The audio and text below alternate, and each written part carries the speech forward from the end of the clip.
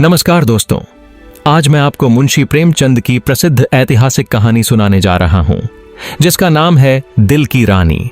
यह कहानी हमें धर्म, सत्य, आत्मसम्मान और सबसे जरूरी एक स्त्री के सामर्थ्य की झलक दिखाता है। बहुत पुराने समय की बात है। कुस्तुनतुनिया, जो कि आज का इस्तांबुल शहर के नाम से जाना जाता है, कभी तुर्कों के अधीन था, लेकिन अब वहां तैमूर का हमला हो चुका था।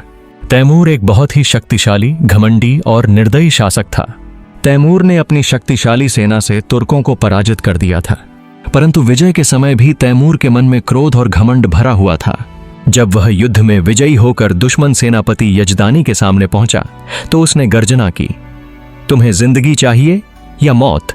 यजदानी ने गर्व से जवाब दिया, अगर इज्जत की जिंदगी मिले तो जिंदगी, वरना मौत। यह सुनकर तैमूर का गुस्सा और बढ़ गया। उसने कहा कि इज्जत की जिंदगी का मतलब अन्याय और पाप की जिंदगी होता है। पर यजदानी भी भयभीत नहीं हुआ। उसने कहा कि तुर्कों को तातारों यानी तैमूर की कौम से जीवन जीना सीखने की जरूरत नहीं। हर स्थान और परिस्थिति का अपना जीवन तरीका होता है। तैमूर यह सुनकर आग बबूला हो गया। उसने सेनापतियों को आदेश दिया कि सभी कैदियों को मार डालो। तभी अचानक यजदानी के पीछे खड़ा एक सुंदर युवक आगे बढ़ा और निर्भीकता से तैमूर से बोला, ओ तैमूर, क्या यही इस्लाम है जो तू प्रचार कर रहा है? क्या इस्लाम निर्दोष मुसलमानों की हत्या सिखाता है? यह सुनकर सब स्तब्ध रह गए। किसी ने कभी तैमूर से ऐसी बात नहीं कही थी, पर उस युवक की आवाज में इतना सत्य और साहस था कि स्वयं तैमूर भी चुप रह गया। वह युवक तर्क, करुणा और सच्चाई की बातें करता गया। उसने कहा कि धर्म का अर्थ हत्या नहीं, बल्कि इंसानियत है। यह सुनकर तैमूर का कठोर दिल पिघल गया। उसने यजदानी और उसके सिपाहियों को छोड़ दिया और उस युवक से पूछा, तेरा नाम क्या है जवान? यजदानी ने कहा, यह मेरा बेटा है, इसका नाम हबीब है। तैमूर ने हबीब को गले लगाया और कहा, तू खुदा का हबीब है, जिसने मुझे मेरा गलत रास्ता दिखाया। फिर उसने अपनी पूरी सोच बदलने का वादा किया। उसने कहा कि अब वही हबीब उसका मार्गदर्शक और वजीर होगा। धीरे धीरे तैमूर हबीब पर पूरी तरह निर्भर हो गया।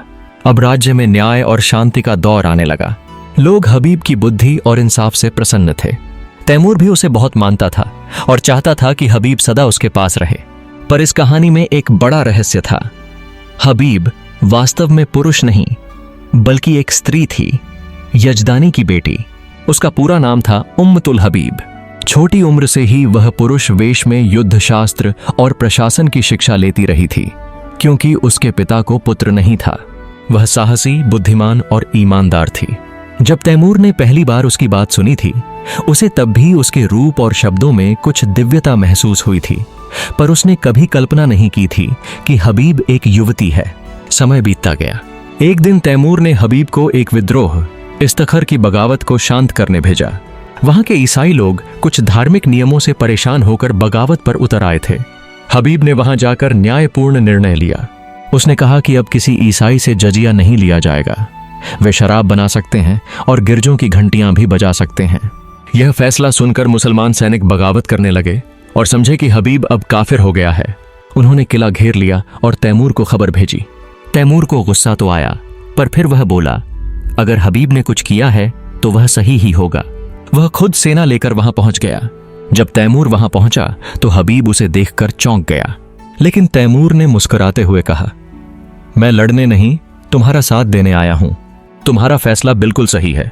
फिर तैमूर ने वहां सार्वजनिक रूप से घोषणा की, हर धर्म को समान अधिकार मिलना चाहिए। किसी मजहब को दूसरे पर शासन करने का हक नहीं। आज से ईसाई अपने स्वतंत्र शासक होंगे। लोगों ने तैमूर की जय जयकार की। फिर दरबार खत्म हुआ और रात में सिर्फ तैमूर और हबीब रह गए। तैमूर बहुत भावुक हो चुका था। उसने हबीब से कहा, अब मेरी बादशाहत भी तुम्हारी है। तुम ही इस सल्तनत की सच्ची मालिक हो। यह सुनकर हबीब मुस्कुराई और धीरे से बोली, अगर मैं तुम्हें बताऊं कि हबीब दरअसल एक युवती है तो? तैमूर ने शांत होकर कहा, तो वह केवल मेरी वजीर नहीं, मेरे दिल की रानी भी होगी। हबीब ने आश्चर्य से पूछा, क्या आपको पहले से पता था कि मैं लड़का नहीं एक लड़की हूं?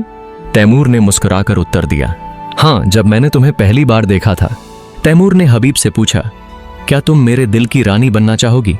और इस तरह उस योद्धा युवती उम्मतुल हबीब या हबीब ने केवल एक बादशाह को नहीं, बल्कि उसके दिल और उसकी आत्मा को भी जीत लिया। बाद में वही हबीब इतिहास में बेगम हमीदा के नाम से जानी गई। एक ऐसी स्त्री जिसने धर्म और मानवता दोनों की रक्षा करने के लिए स्त्रीत्व छिपाकर लोहे के युग में भी करुणा और विवेक का दीप जलाए रखा। अगर आपको यह कहानी पसंद आई हो तो वीडियो को लाइक करें और चैनल को सब्सक्राइब करना ना भूलें। ऐसे ही और रोचक वीडियो के लिए धन्यवाद।